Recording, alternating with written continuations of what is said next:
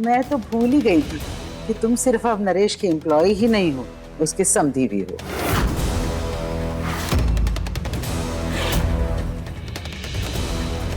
बड़ी बुरी चीज होता है ना बुढ़ापा, कुछ याद ही नहीं रहता मुझे। और याद भी कैसे रहता, हमारे जमाने में तो लड़की वाले बिना बुलाए लड़की के ससुराल नहीं जाते थे।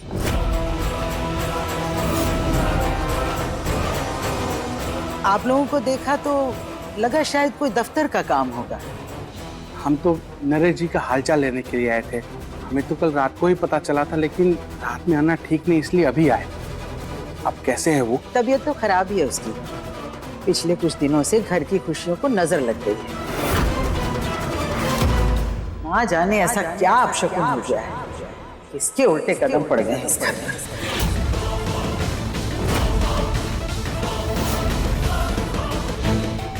आप चिंता मत कीजिए माँ जी, खाटू श्याम महाराज है ना, सब ठीक हो जाएगा। हाँ माँ जी, नरेश जी जल्दी ठीक हो जाएंगे। ठीक तो तब होगा ना जब लोग उसे बेवजह डिस्टर्ब करना बंद करेंगे। डॉक्टर ने साफ कहा है कि नरेश को सिर्फ आराम करना है, उसे किसी से भी मिलने ना दिया जाए।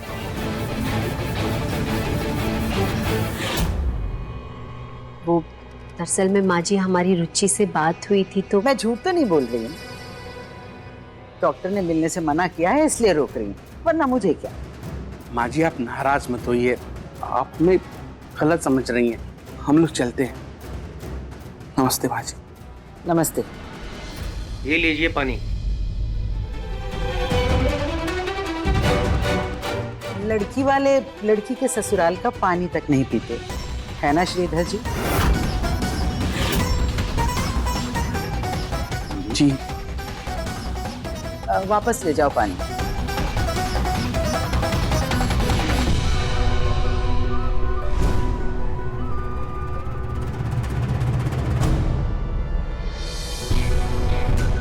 माफ कीजिएगा, नरेश को डॉक्टर ने सिर्फ ऑर्गेनिक फ्रूट्स खाने के लिए ही कहा है, इसलिए आप इन्हें वापस ले जाइए,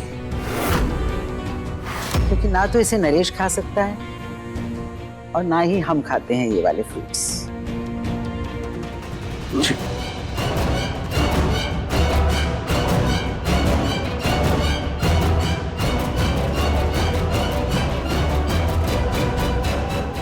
मम्मी पापा, आप लोग कहाँ जा रहे हैं? पापा जी से मिल तो लीजिए। नरेश को आराम की जरूरत है, डॉक्टर ने उसे किसी से भी मिलने को मना किया है। लेकिन दादी जी, आपने ही तो कहा था कि ऑफिस से कुछ लोग उनसे मिलने आ रहे हैं और पापा जी को भी कोई इशू नहीं है। फिर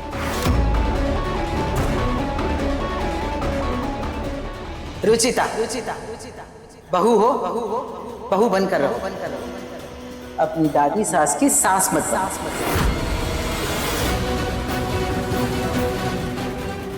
ऑफिस के लोगों का आना जरूरी है, उन्हें मना नहीं किया जा सकता। बेटा हम लोग बाद में आ जाएंगे, तू नरेश जी का ध्यान रख। अच्छा माँ जी चलते हैं।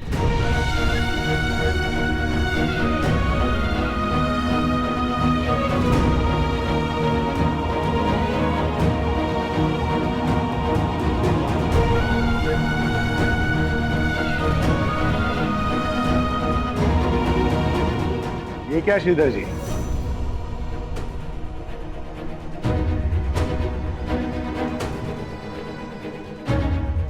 मुझसे मिले बिना ही वापस जा रहे थे? पापा आप अकेले क्यों आ गए? कुछ चाहिए था तो बता देते। हाँ नरेश, डॉक्टर ने तुम्हें आराम करने के लिए कहा है ना। माँ अंदर लेटे लेटे बोर हो रहा था, समधी जी की आवाज सुनी तो सोचा जाके मिलना। नरेश जी आपको आराम करना चाहिए, हम लोग चलते हैं। अरे वाह मौसमी, अरे बेटा ताजी मौसमी का जूस बनाओ सबके लिए।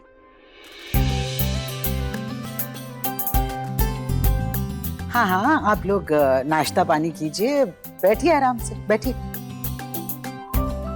अरे बैठिए। रुचिता बेटा, शादी के बाद तुम्हारे मम्मी पापा पहली बार घर आए हैं, तो ठीक से खातिरदारी कर रहा। और बताइए श्रीधर जी, घर पे कैसे है सब लोग? सब ठीक है।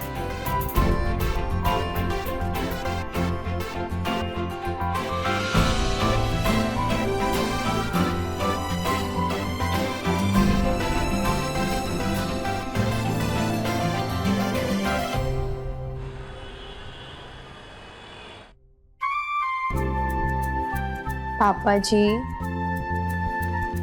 जब हेल्थ अच्छी होगी ना तो काम भी अच्छा होगा, क्योंकि बीमार शरीर में बीमार मन रहता है। फिलहाल तो मन बीमार नहीं बल्कि उदास है। क्यों, क्या हुआ? ये देखो, मुंबई के ज्वेलरी एक्सपो का इनविटेशन आया। हमारी ज्वेलरी वहां डिस्प्ले के लिए भेजनी थी, लेकिन ये सब हो गया है तो मैं जा नहीं पाऊंगा। प्रतीक भी प्रोजेक्ट्स में बिजी है तो वो भी नहीं जा पाएगा। अगर हम हमारी ज्वेलरीज यहाँ डिस्प्ले करते हैं तो हमारी कंपनी को बहुत बड़ा फायदा होगा। लेकिन पापा जी, डॉक्टर ने अभी आपको ट्रैवल के लिए मना किया, तो आप अभी टेंशन बिल्कुल मत लीजिए। हाँ, सिर्फ आराम कीजिए।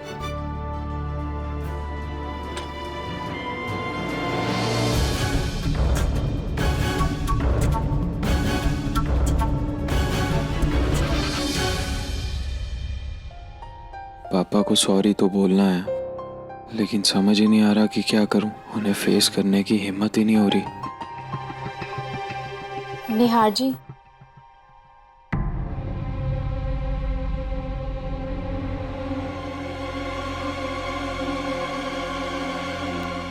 निहार जी,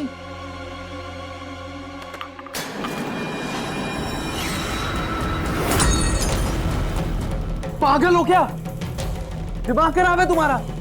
जलती कॉफी के नीचे कोई हाथ रखते हैं क्या? जल जाता तो? आप जल जाते तो?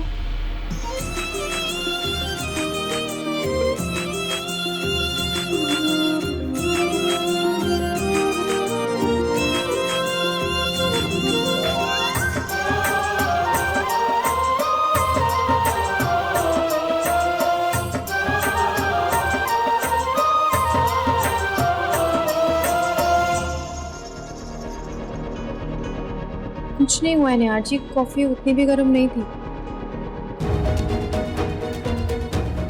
निहार जी, अगर आप ज्यादा बिजी नहीं है तो एक बात कहूँ। मुझे पता है आप पापा जी को सॉरी बोलना चाहते हैं, लेकिन आपको समझ नहीं आ रहा कि कैसे कहूँ। लेकिन मेरे पास एक तरीका है। क्या?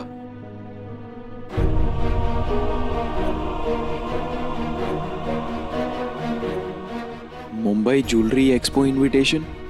हाँ, पापा जी का बहुत मन है कि वो यहाँ पे अपने स्टोर की ज्वेलरी रिप्रेजेंट करें। ऐसी हालत में वो ट्रैवल तो नहीं कर सकते। मैं सोच रही थी कि अगर आप वहाँ जाएं तो बहुत अच्छा होगा, पापा जी को भी अच्छा लगेगा और कल जो भी गिले शिकवे हुए हैं वो भी शायद दूर हो जाए। शादी के बाद तुम मेरी असिस्टेंट नहीं हो, सो प्लीज मुझे मत सिखाओ कि क्या करना है और क्या नहीं।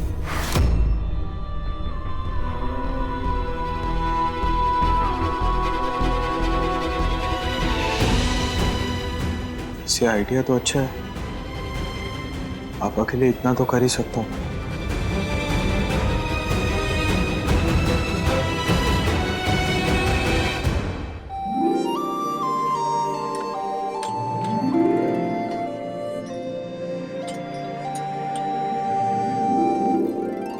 पूनम, किसी भी हालात में हमारे परिवार के नियम नहीं बदलने चाहिए।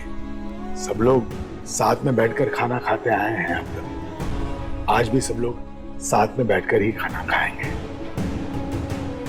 निहार से बोलो कि नीचे आ जाए। जी, मैं बुलाती हूँ उसे।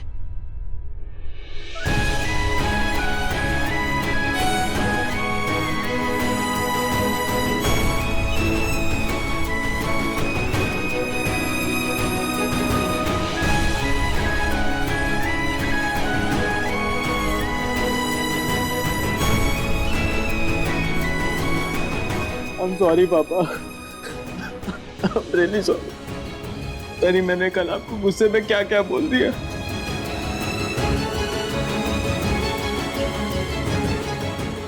मेरा कोई इरादा नहीं था, पर उठ उठ उठ। बस बस, बच्चों की गलतियों पर माँ बाप को जैसे टोकने का अधिकार है ना, वैसे ही जब वे माफी मांगे तो उन्हें माफ कर देना, ये भी हमारा फर्ज है बेटा। Thank you.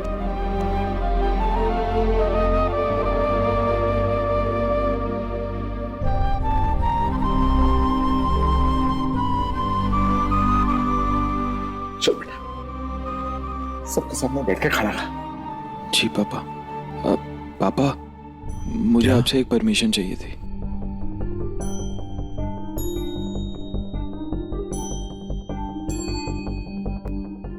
मैं मुंबई ज्वेलरी एक्सपो में हमारी कंपनी को रिप्रेजेंट करना चाहता हूँ।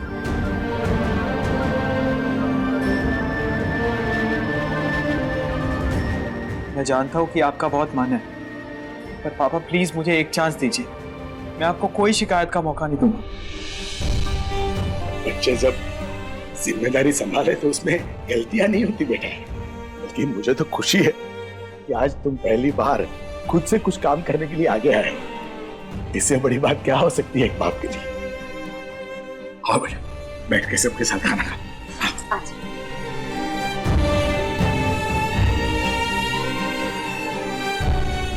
देखा कितना जिम्मेदार हो गया मेरा छुटकू।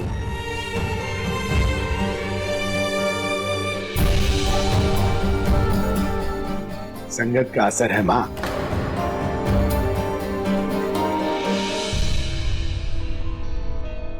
एक्सपो मुंबई में है? हाँ माँ। चलो बहुत अच्छा है। इसी बहाने तुझे कुछ दिनों के लिए रुचिता से छुटकारा तो मिलेगा।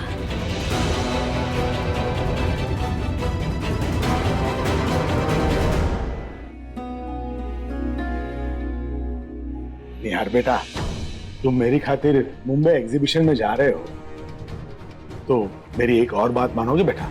जी पापा, कहिए। बेटा, रुचिता को भी अपने साथ मुंबई ले जाओ। इसी बहाने वो भी घूम लेगी।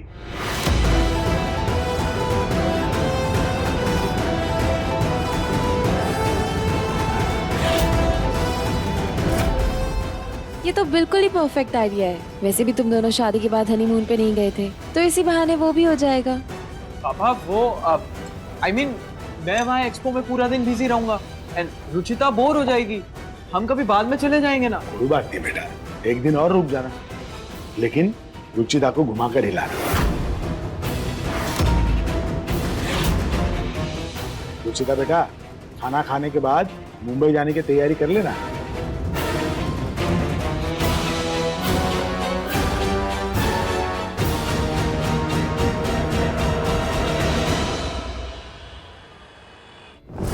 हाँ ज्योति, मैं निहार जी के साथ मुंबई जा रही हूँ। मैं बता नहीं सकती मैं कितनी खुश हूँ।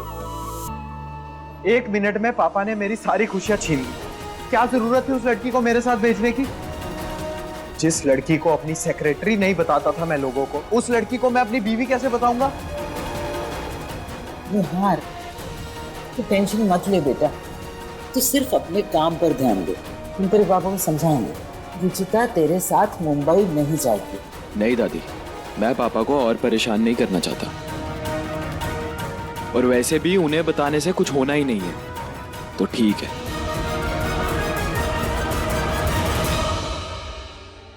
पता नहीं मेरे बेटे का पीछा कब छूटेगा इस लड़की से।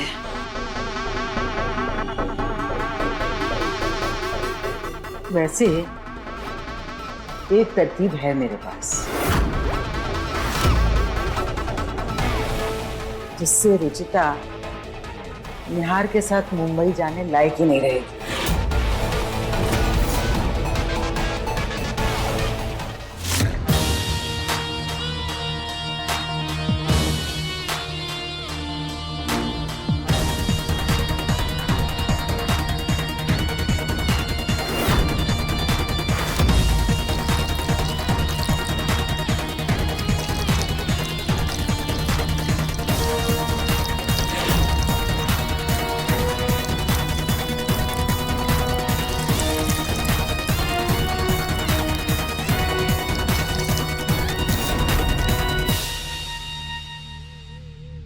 ऋतु और प्रतीक प्रिया के स्कूल गए हैं टीचर्स मीटिंग के लिए। निहार को हमने बाहर जाते देखा था। नरेश भी सोया हुआ है। अब लैंडलाइन बजेगी ना तो रुचिता ही उठाएगी फोन। आजा जल्दी से। चलिए।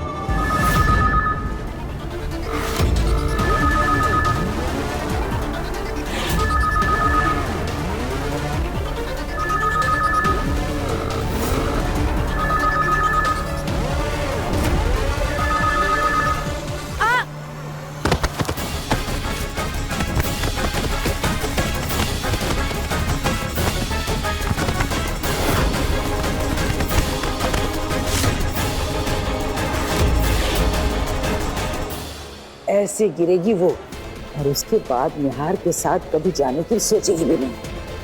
ज्यादा चोट तो नहीं लग जाएगी ना उसे? मतलब कोई अनहोनी या कुछ? अनहोनी तो वो है निहार के लिए, और अगर ज्यादा चोट आ भी गई ना तो 4-5 महीने के लिए उसे उसके मायके भेज देंगे, पड़ी रहेगी वहां पर, और हमें भी ना उससे छुटकारा मिल जाएगा। तू फोन कर।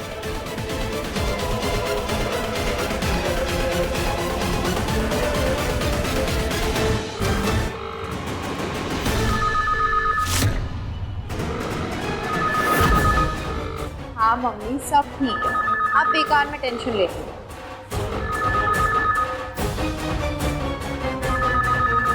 अच्छा मम्मी, मैं आपसे बाद में बात करती हूँ। पापा जी सो रहे हैं, फोन की वजह से डिस्टर्ब हो जाएंगे।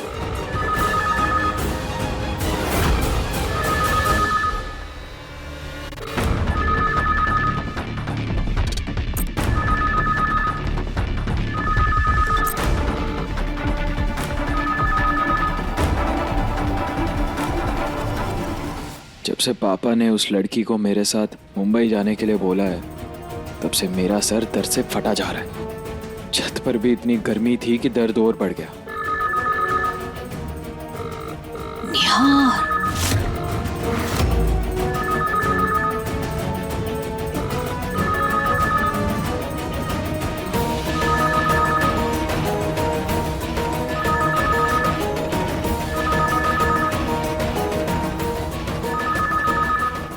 ये निहार कब आया?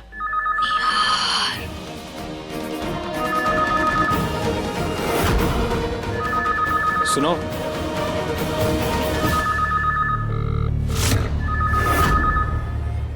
तुम रुको। मुंबई ज्वेलरी एक्सपो से फोन आने वाला था, शायद उन्हीं का कॉल होगा। तुम जाओ, मैं देखता हूँ।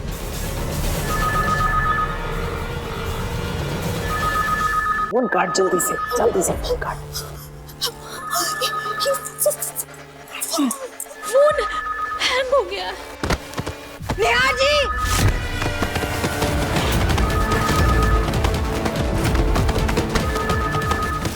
निहार जी!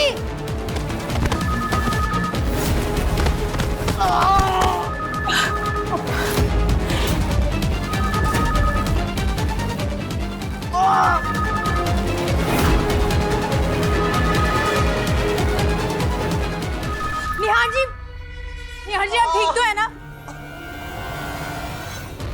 निहार, बहुत दर्द हो रहा माँ। क्या हुआ निहार? निहार, बेटा तुझे चोट तो नहीं लगी ना? निहार,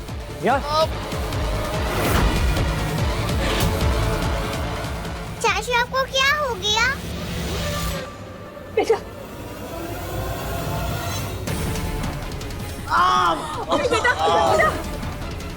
ज्यादा जोर से तो नहीं लगा? संभाल के, संभाल के। वो पापा सीढ़ियों से फिसल के तो मोच आ गई। लेकिन ये सीढ़ियों से गिरा कैसे? आराम से। संभाल के बैठो बैठो। पैर ऊपर, पैर ऊपर। दर्द हो रहा है बेटा।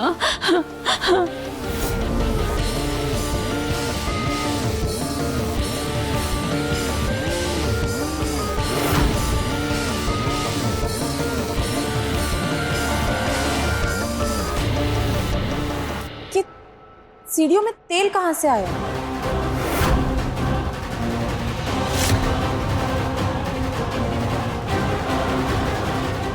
तेल?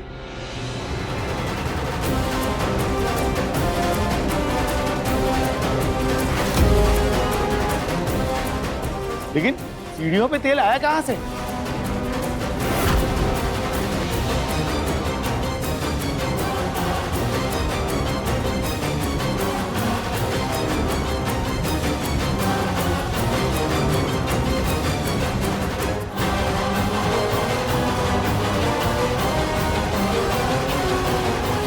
अरे वो सब छोड़ो, बेचारे को कितना दर्द हो रहा है, कोई डॉक्टर को बुलाओ जल्दी। मैं पहले डॉक्टर को फोन करूं। डॉक्टर, निहार को बहुत चोट लगी है, आप प्लीज जल्दी आइए। जी ठीक हो जाएगा।